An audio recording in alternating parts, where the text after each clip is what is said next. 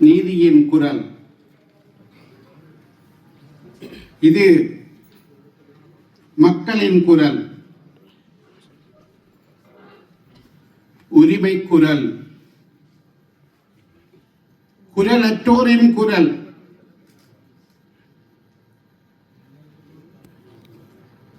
அப்படிப்பட்ட குரலில் உங்கள் முன்னிலையில் சுவிஸ் நாட்டின் தலைநகரில் நீங்கள் நடத்துகின்ற பாராட்டு விழாவில் கலந்து கொள்வதில் நான் பெருமகிழ்ச்சி அடைகின்றேன்.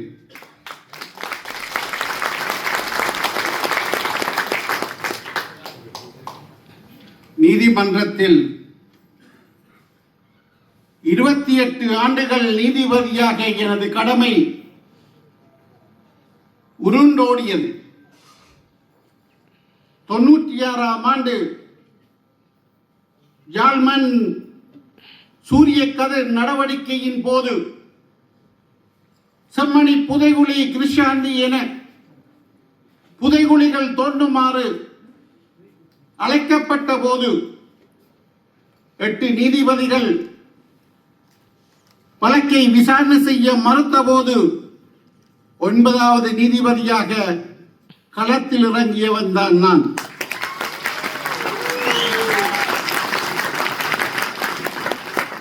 குமார் பொன்னம்பலம் ஐயாவை சந்தித்தேன். ஆபத்தான வழக்கு, உயிருக்கு அச்சுறுத்தலான வழக்கு. அச்சமின்றி தீர்ப்பு வழங்குவாயா என கேட்டார். நான் சொன்னேன், என் முன் என்ன நடக்கின்றதோ அந்த நிமிடம் வருவது எனது உத்தரவு. அதற்காக யாரிடமும் ஆலோசனையும் பெற மாட்டேன். எனக்கு எது சரியோ அதை செய்வேன் என்றேன். அவர் உடனடியாக புறப்படுமாறு கோரினார். மத்திய நீதிபதிகளுக்கு அச்சுறுத்தல்கள் என கூறப்பட்டது. எனக்கும் அச்சுறுத்தல் வரும் என அரசு நம்பியது. அதனால் என்னை பாதுகாப்பாக வைத்தார்கள். யாழ் மண்ணில் நீ இறங்கும் வரையும் மனைவியை தவிர வேறெவருடனும் தொலைபேசியில் தொடர்பு கொள்ளக்கூடாது என எனக்கு படிப்புரைகள் பிறப்பிக்கப்பட்டன. ரத்மானையில் இருந்து பலாலி நோக்கி விமானத்தில் சென்றேன். அங்கே ராணுவம் போலீசார் புடைசூழ பாதுகாப்பு வழங்குமாறு அமெரிக்க அம்பாசடர் அந்த காலத்தில் இருந்த ஆஷ்லி வில்ஸ் அவர்கள் ஜனாதிபதி சந்திரிகாவுடன் கேட்டுக்கொண்டதன் அடிப்படையில் பாதுகாப்புகள் பலப்படுத்தப்பட்டன. 3 கோணங்களில் வாகன அணி சென்றது.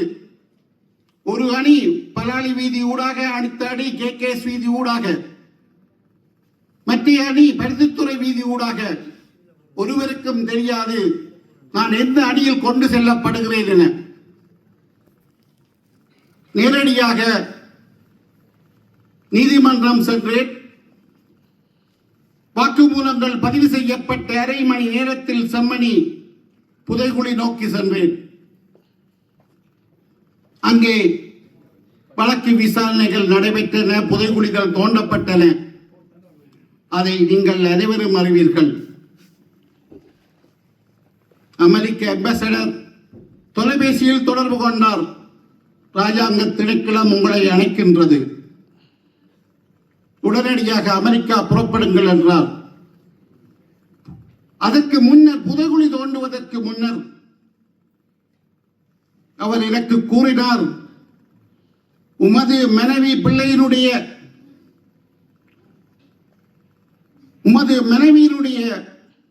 கடவுச்சீட்டை எடுத்து வைத்திருங்கள் என்றார். நான் ஏனென்று கேட்டேன். எந்த கோணத்தில் அச்சுறுத்தல் வந்தாலும் அடுத்த நிமிடம் உங்களை அமெரிக்கா கொண்டு செல்வேன் என்றார். நான் தேவையில்லை என்றேன். அச்சமயம் எனக்கு கடவுச்சீட்டும் இல்லை. புதைகுழிகள் தோண்டப்பட்டு எனது கடமையை முற்று பெற்றதன் பின்னர் அவர் கூறிய வார்த்தையின் அடிப்படையில் ராஜாங்க திணைக்களம் என்னை அழைத்தது. அங்கே எனது 1 மாச அரச விருந்தினராக அழைக்கப்பட்டு கௌரவ உரிமை, பிரஜா உரிமை, ஒரு நாள் மேயர் என எனக்கு பட்டங்கள் சூட்டி கௌரவித்தார்கள். அது ஒரு கதை. மன்னாரில் மடுதேவா தேவாலயம் குண்டு தாக்குதலுக்கு இலக்காகிவிட்டது என இரவு 10:35 மணியளவில் எனது தொலைபேசி அலறியது. அடுத்த பக்கத்தில் காலம் சென்ற ஆண்டகை ராயப்பு ஜோசப் அவர்கள் கூறினார், 35 உடல்கள் சிதறி கிடக்கின்றன, 35 பேர் காயத்துடன் வவுனியா ஆஸ்பத்திரிக்கு கொண்டு செல்லப்பட்டுள்ளார்கள், உடனடியாக விசாரணைக்கு ஒத்துழைக்குமாறு கோரினார். மறுநாள் காலை உச்சக்கட்ட போர் மடு தேவாலய பகுதியில் நடந்து கொண்டிருக்கின்றது. ஆயரையும் கூட்டி சென்று 35 உடல்களையும் எடுத்து வந்து அந்த உறவினர்களிடம் ஒப்படைத்து விசாரணையை நடத்தி அந்த வழக்கை முடித்து வைத்தேன். அதன் பின்னர் யாழ்ப்பாணத்திலிருந்து பறந்து வந்து கொண்டிருந்த லயன் ஏர் விமானம் குண்டு தாக்குதலுக்கு இலக்காகியது. 55 பேர் மாண்டு போனார்கள். ஆயர் கூறினார், அங்கே அவர்கள் அணிந்திருந்த நகைகள், சொத்துக்கள், உடைமைகள் என்பன கொண்டு வந்து தர முடியும் என்றார். புலிகள் கட்டுப்பாட்டு பிரதேசத்தில் விமானம் விழுந்தபடியால் அனைத்து உடைமைகளும் மன்னார் நீதிமன்றத்துக்கு பாரப்படுத்தப்பட்டது. நான் ஏன் அதை கூறுகிறேன் என்றால், அந்த நிமிடம் ஒரு மனித உரிமையின் காவலனாக மனங்களுக்கு அப்பாற்பட்டு மனித நேயவாதியாக வாழ்ந்தவர்தான் காலம் சென்ற ஆண்டகை ராயப்பு ஜோசப் அவர்கள். அவர் எனக்கு பக்கபலமாக இருந்தார். மன்னார் நீதிமன்றத்தில் வழக்குகள் விசாரிக்கப்பட்டு கொண்டிருந்த சமயம் வவுனியா மண் கதறுகிறது. ஆயுதம், அனைவரின் கைகளிலும் ஆயுதம். எனது பயணம் வந்து கொண்டிருந்த போது மன்னாரில் இருந்து இந்திய சுதந்திர தினத்தன்று ஆகஸ்ட் 15ஆம் தேதி 2000ஆம் ஆண்டு வவுனியா நோக்கி புறப்பட்டேன். எனது வாகனத்துக்கு முன்னுக்கு நம்பர் பிளேட் இல்லாத ஒரு வாகனம், துப்பாக்கிகளுடன் சிவில் உடையில், தலையில் ரிபன் அனைத்தும் போடப்பட்ட வகையில் வாகனம் சென்றது. அந்த வாகனத்தை முந்தி நான் செல்ல முயற்சிக்கும் போது எனக்கு முந்தி செல்லுவதற்கு அனுமதி அவர்கள் கொடுக்கவில்லை. உடனடியாக போலீஸ் தலைமை அலுவலக பொறுப்பதிகாரிக்கு கூறினேன், புதிய நீதிபதி வந்து கொண்டிருக்கின்றார், வாகனத்துக்கு முன்னுக்கு ஒரு வாகனம் ஒன்று செல்லுகின்றது, நம்பர் பிளேட் இல்லை, உடனடியாக சுத்தி வளைக்கும்படி கோரினேன். சுத்தி வளைக்கப்பட்டது. அவர்கள் அனைவரையும் கைது செய்து துப்பாக்கிகளுக்கு லைசன்ஸை காட்டுமாறு கோரினேன். அது அரச வழங்கிய ஆயுதம் என்றார்கள். அது எனக்கு தெரியாது. லைசன்ஸ் எனக்கு வேண்டும் என்றேன். அவர்களிடம் இல்லை. அனைவரும் கைது செய்யப்பட்டு சிறைச்சாலைகளில் அடைக்கப்பட்டார்கள். அதன் பின்னர் தான் நான் பதவியேற்றேன். ஏன் அதை கூறுகிறேன் என்றால், வவுனியா மண் அச்சமயம் ஆயுதங்களால் மிகவும் நெருக்கடியை சந்தித்த காலம். அதே நேரம் ஓமந்தை கட்டுப்பாட்டு பிரதேசம், கட்டுப்பாடில்லா பிரதேசம் என பிரிக்கப்பட்டு அங்கே எல்லை பிரிக்கப்பட்டுள்ளது. மற்ற பக்கத்தில் விடுதலை புலிகளின் காவலர்கள், ஓமந்தை பக்கத்தில் ராணுவ காவலர்கள். 300 யார்ட் தூரம் ஒருவருக்கும் சொந்தமில்லாத பிரதேசம், நோ மேன்ஸ் லேண்ட். சுவிட்சர்லாந்து தலைமையிடமாக கொண்ட சர்வதேச செஞ்சிலுவை சங்கத்தின் கட்டுப்பாட்டில் இருந்தது. காலை 8 மணிக்கு பேரியர் திறப்பார்கள். 25,000 மக்கள் வவுனியா நோக்கி வருவார்கள். குறவுப்புத்தானை பேரியர் திறப்பார்கள். 10,000 சிங்கள மக்கள் வவுனியா நோக்கி வருவார்கள். மன்னர் ரோட் பேரியர் திறப்பார்கள். அங்கிருந்து 10,000 மக்கள் நகரை நோக்கி வருவார்கள். அனுராதபுர பேரியர் திறப்பார்கள். மதவாச்சியில் இருந்து 10,000 மக்கள் வருவார்கள். நீங்கள் நம்ப மாட்டீர்கள், 10 மணியிலிருந்து 2 மணி வரையும் வவுனியா நகரம் 1,00,000 மக்களால் பொருட்கள் வாங்குவதற்காக ஓடித் திரிவார்கள். ஆனால் 2 மணிக்கு அனைவரும் திரும்ப வேண்டும். மிக விரைவாக திரும்ப வேண்டும். ஏனெனில் பேரியர் க்ளோஸ் பண்ணுவாங்க.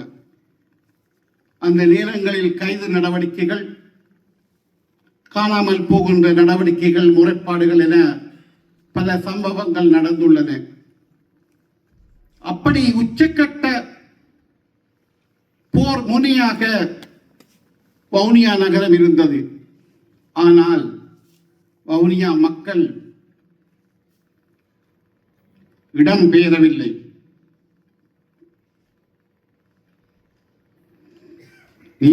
நீதிமன்றத்தில் நம்பிக்கை வைத்தார்கள். ஒருவரும் இடம்பெயரவில்லை. நடப்பது நடக்கட்டும், குண்டுகள் வெடிக்கட்டும், கைதுகள் நடக்கும், நீதி கிடைக்கும். அங்கே அனைவரும் இருந்தார்கள். யாழ் நகரம் இடம்பெயர்ந்தது. மன்னார் நகரம் சில பகுதிகள் இடம்பெயர்ந்தன. ஆனால் வவுனியா நகரம் இடம்பெயரவே இல்லை. ஏன் இதை நான் கூறுகிறேன் என்றால், யுத்த களத்தில் ஒரு நீதிமன்றத்தை நடத்துவது என்பது சாதாரண விடயமும் அல்ல. அங்கே நடக்கின்ற செயற்பாடுகளை கட்டுப்பாட்டுக்குள் கொண்டு வருவதற்கு சாதாரண விடயமும் அல்ல. எனது பிள்ளையை கொலை செய்வேன் என்றார்கள்.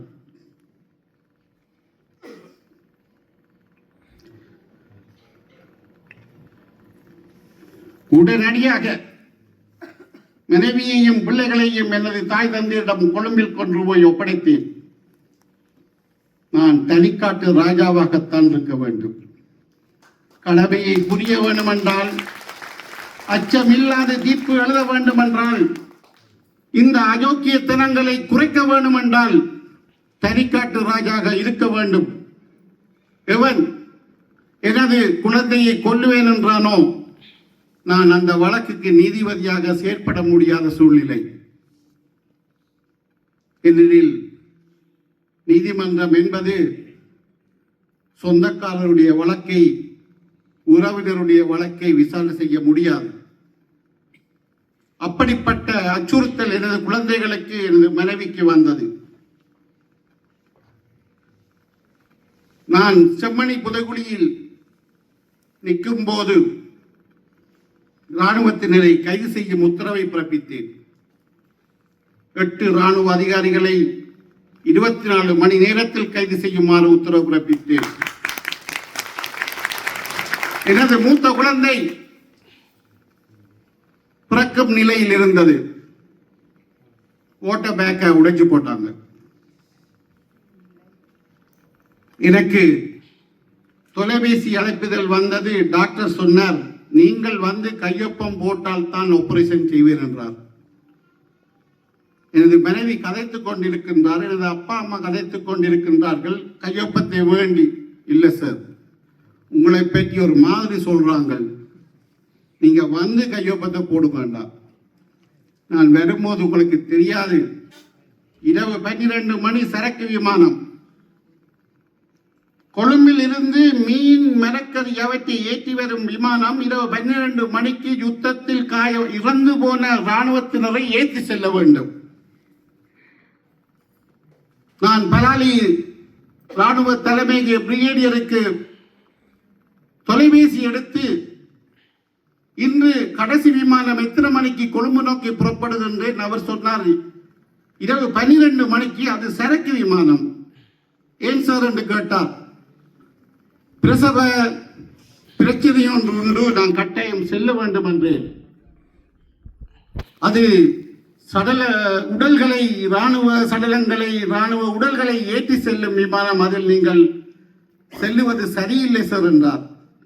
எத்தனை பேர் கொண்டு போறாங்கன்னு சொல்லி கேட்டேன். 20 என்றார். 21 என்னையும் போட்டு ஏற்றி செல்லுங்கள் என்றேன். அந்த சரக்கு விமானம் அங்கு தரை முட்டியது. கொழும்பில் சர்ஜரி நடந்தது, பிள்ளை பிறந்தார். அந்த பிள்ளைக்கு நான் வைத்த பெயர் ஆபிமன்யு.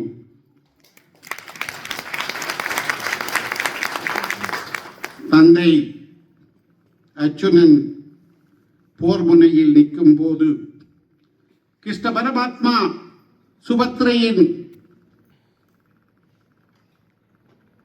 பிரசவத்தின் போது சொன்ன கதையின் போது வந்த கதையை நானும் அங்கே புதைகுழி தோண்டிக் கொண்டிருக்கின்றேன்.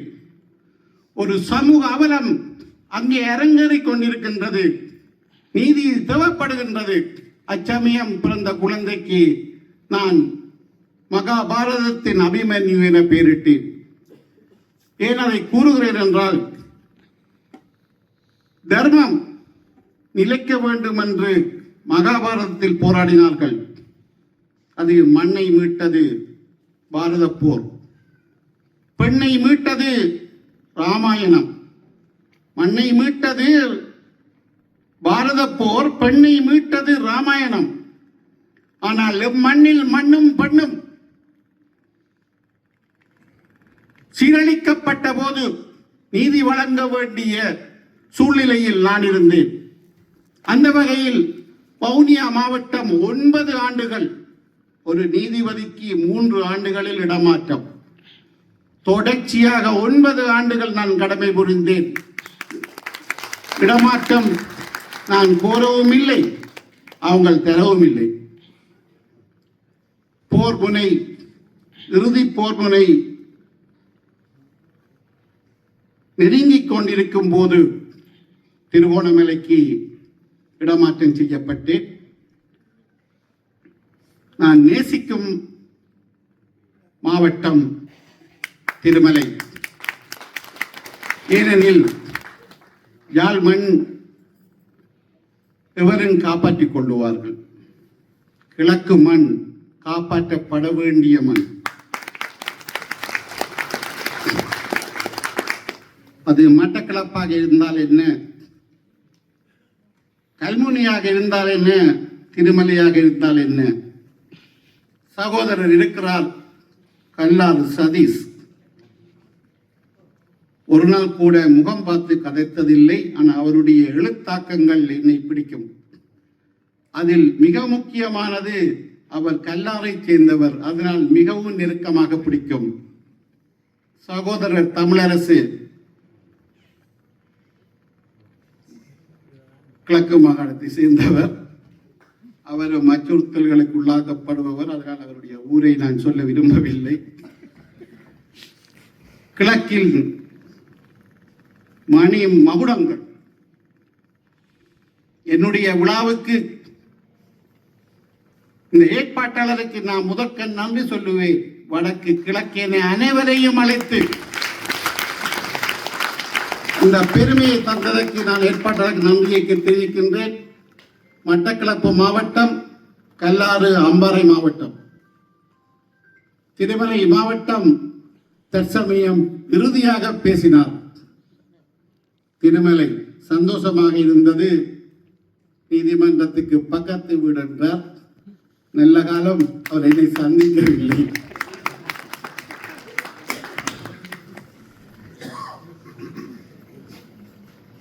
இலங்கையின் உச்சக்கட்ட இராணுவ நடவடிக்கைகளில் முதலாவது சூரிய கதிர் யாழ் மாவட்டம்.